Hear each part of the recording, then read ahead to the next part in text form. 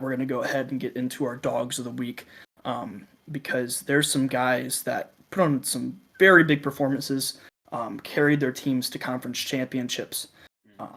So since I'm already talking, I can go ahead and get my take out of the way, my dog of the week. This is going to be a bit of a homer take, so sue me. If you don't want to hear it, skip ahead maybe a minute or two. But I know the stats maybe weren't there, but Gunnar Stockton coming in the second half of the Georgia game and, putting on a performance, didn't have the best. I mean, he came in, the first drive he led was a touchdown. After that, he had that pick towards the end of the game, but I think, the most meaningful stats he's taken in his entire college football career, and helping the Dawgs come back from behind to win the SEC championship in the year that they've had, cannot be overlooked. And that taking that hit in the end, that was targeting and then was reversed, which I think, upon review, probably rightfully so, but hanging on to the ball, biggest play of the game.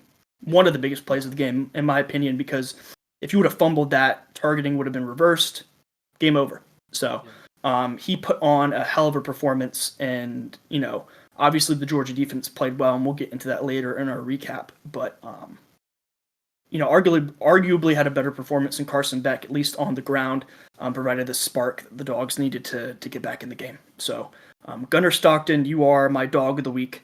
I think my first dog who is the dog of the week. So I feel like we kind of subconsciously try to overcompensate for our bias by not giving it to a Georgia player.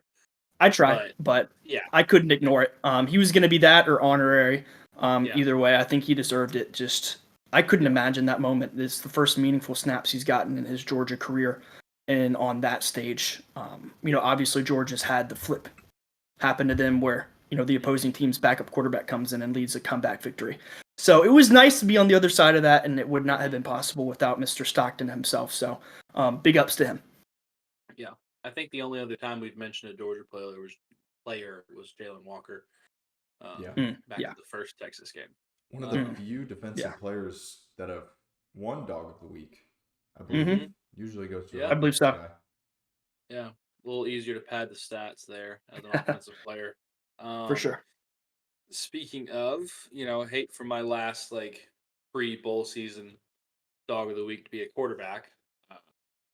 However, I think all things considered, Cade Klubnik had himself an evening here in Charlotte. Man went 24 for 41, not great, but 262 and 4 touchdowns.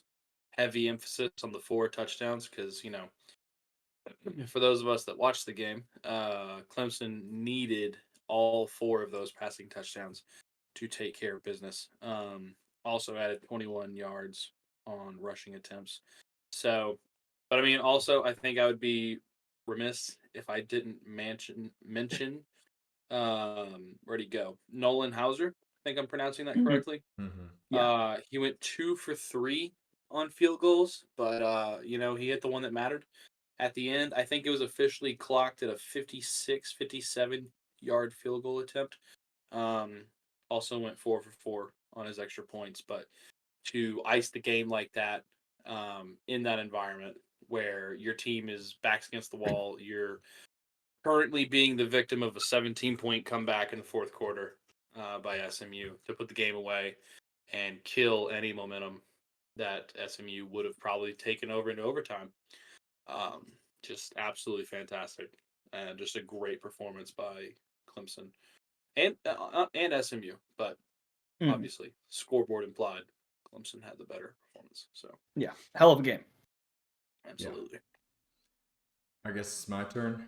I'm staying on offense. We are going to the Big 12 championship in Dallas. This one really wasn't much of a game. The 2 games you guys had described were great games, but my guy is one of the reasons this was nowhere near the game it was billed to be. And that, of course, is Cam Skattebo, the running back for the Arizona State Sun Devils. After a little research, Skattebo in Danish translates to Treasure Town. Jesus. So I like that. Just keep that in mind when I read these stats to you. All right, 16 carries, 170 rushing yards, 2 touchdowns, and then through the air, 2 receptions, 38 yards, and a touchdown. This dude, he's a bowling ball. He is electric. Anytime he touches the ball, it just feels like he's breaking 2-3 tackles each time. It's ridiculous. They even had him in the Wildcat at one point, and it was early on in the game. The game was still pretty close. Nothing was really going in this particular play. He was getting pushed further and further into the backfield, wasn't going down. Since he's the quarterback, he can throw the ball. So he just decides to, he's 20 yards in the backfield, just decides to yeet it across the line of scrimmage. He's out of the tackle box, ends up an incomplete pass, saves them 20 yards in field position. It was the most incredible thing I've ever seen. So I love that you mentioned that because I was going to bring that up. I was like, I don't know if you watched this game or like this early on. I was like, I'm like, oh my god. I'm like, what is he doing? Yes. And then it lands safely across the line of scrimmage. I was like, all right, kid's a genius. There you go. Okay, yeah, sure. He knows the rules better than we do. So yeah, just let him do what he wants. I think Dillingham actually said something about that. This is from his post-game presser. Kenny Dillingham on the Cam Skattebo throwaway. Don't do it. That's what was going through my head. But that's Scat. He does incredible things.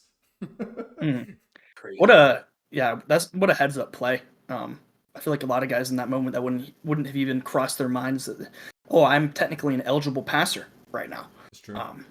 So no, and I mean, especially looking at his stat line, the production on the amount of carries that he had, averaging 10.6 yards per carry, is pretty insane. He is sneakily one of the better running backs in the entire country. I like him a lot, and I think Arizona State is going to be fun to watch in the playoff. Yep. I mean, they keep talking about how much weight he lost. I mean, he's still 5'11", weighs 215. Like, yeah, he's a bowling ball. He's still a stout guy. I'm like, damn, how much did he weigh before? But no, he definitely has the breakaway speed now. So I think he's moved up a couple draft boards. If I had to guess. Absolutely. No, he's made himself some money when the off season comes for sure. Yeah.